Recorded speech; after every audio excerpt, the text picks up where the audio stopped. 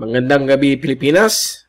Ito ulit yung likod Mike Padua at narito ulit tayo sa ating usual weather analysis na yung araw po ng Lunes hanggang Miyerkules, Mayo 17 hanggang 19, 2021. At itong Tagalog version ay pinaglilingkod sa inyo ng Typhoon 2000.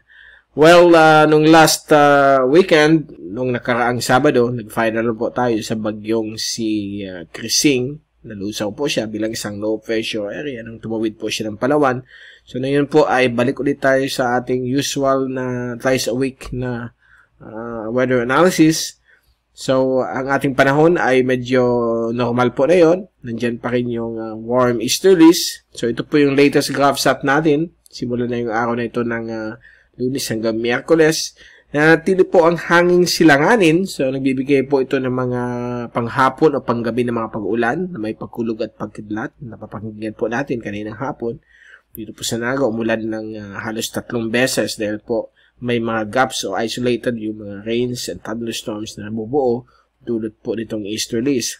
Meron ba po tayong epekto ng La Nina kaya parang hindi natin napapansin ang sobrang tag-init. Ngayong hapon at gabi, nagkakaroon na po tayong mga pag-ulan.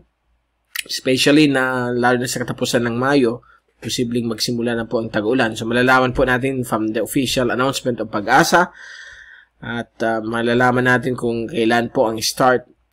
Most likely, mga katapusan po ng Mayo or June since normal po o neutral ang ating klima. Wala tayong El Nino, wala tayong La Nina.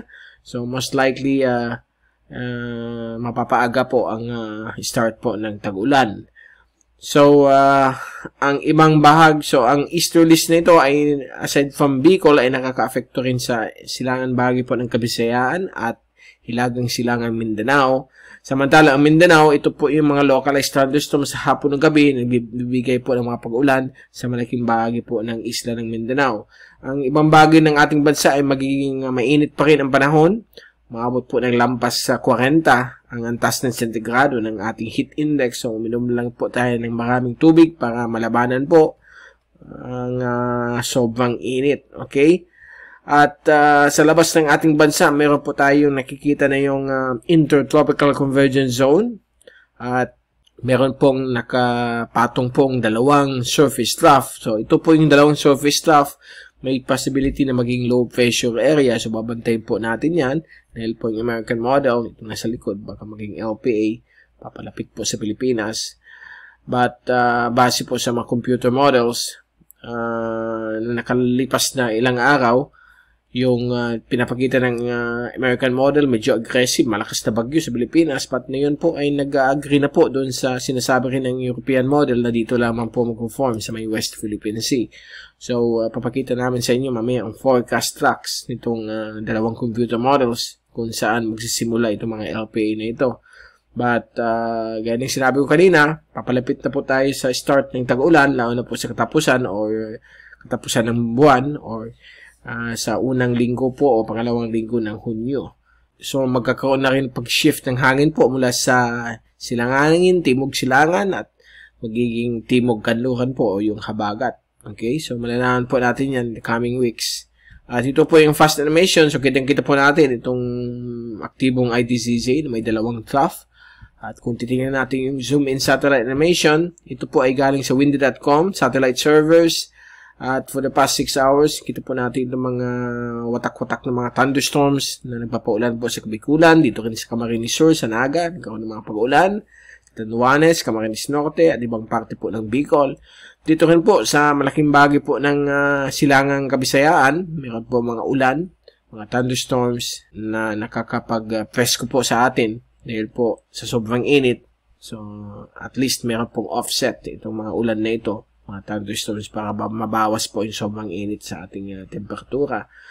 At Mindanao, as usual, malapit na malapit po sila sa equator. Nasa type 4 climate sila at type 3. So, may mga kombinasyon po yung mga pag-ulan na sa panahon na ito. So, pagdating ng hapon gabi, malalakas na thunderstorms po. Nakikita po natin dito sa malaking bahagi po ng Mindanao sa mga oras na ito. Ito naman po ang ating rainfall accumulation sa susunod na 3 araw hanggang Miyerkules. So, yung mga ulan ay inaasahan pa rin na magaganap po dito sa malaking bahagi po ng Mindanao, silangan at gitnang Visayas at maliit na area po ng Panay area, Panay Island at Eastern Mindoro. Dito rin po sa may Sulu Archipelago. Ang Kabikulan, may mga possible pa rin mga thunderstorms, mga isolated ones, at dito rin po sa may silangan bahagi po ng Northern Quezon. Dito rin po sa may bulubundukin po ng Cordillera at Zambales Mountains, may mga possible na mga isolated rain showers o thunderstorms na posibleng maganap po sa loob ng 3 araw. At kung titingnan natin yung forecast for next weekend, so i-move natin yung American model muna tayo sa Huwebes. Yan po, variable winds sa Pilipinas, may easterlies pa rin sa Bicol at Eastern Visayas. Sa Biyernes ay ganun pa rin ang weather system, although sa weekend posible magkaroon na po tayo ng southwesterly surface wind flow o mahinang habagat dito po sa area po ng Spratlys, Calayan Island Group at Palawan. At may possibility po na baka magkaroon ng trough dito na dumadaan sa Bicol, so may mga ulan po tayong so may mga possible na mga ulan po tayo na magaganap lalo na sa hapon. At kung galawin natin ito hanggang Sunday, ayan po, yung possible trough ay lalabas po sa may West Philippine Sea, and there's a possibility na baka may mag-form na bagyo po dito, low pressure area sa may West Philippine Sea, at hikayat ng bahagya ang habagat dito sa may Palawan at Western Visayas kasama po Mindoro sa darating pong Lunes, Mayo 24, galing po sa American model. So, yan po ang pinapakita. Tatakbo po siya bilang isang bagyo. Papalapit po sa Vietnam at maglalandfall po sa darating pong Miyerkules sa susunod pong linggo, Mayo 26. At may dalawa na naman pong shallow LPA po dito base po sa American model. Now, i-shift natin yung European model na ito po ay medyo magaling pagdating sa long range forecast. Tested na po itong European model. So, na yung weekend ay magsimula rin yung southwesterly surface wind flow.